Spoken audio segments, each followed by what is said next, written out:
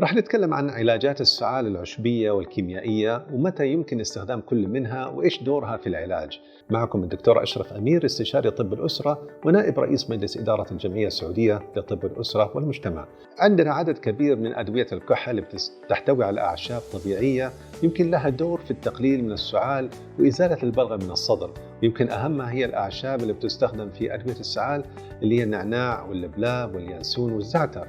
وهناك عندنا نوعين، في مقشعات البلغم وهي أدوية الكحة الشائعة اللي بنستخدمها لإزالة البلغم، وهي بتساعد على التقليل من لزوجة المخاط وبالتالي تسهل من عملية إخراج البلغم من المجرى التنفسي.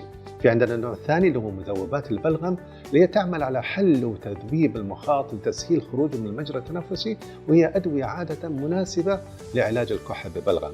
الآن راح أعطيكم بعض النصائح اللي بتساعدكم على استخدام أدوية السعال بأمان. أول حاجة التأكد من مكونات دواء الكحة. يجب التأكد أن الدواء مخصص لعلاج الكحة الجافة اللي بترافقها البلغم، والالتزام بالجرعة الصحيحة للدواء. النقطة الثانية تجنب استخدام أدوية السعال لأكثر من 7 أيام، ويجب مراجعة الطبيب في حالة استخدام الأدوية هذه للكحة لأكثر من هذه المدة المخصصة.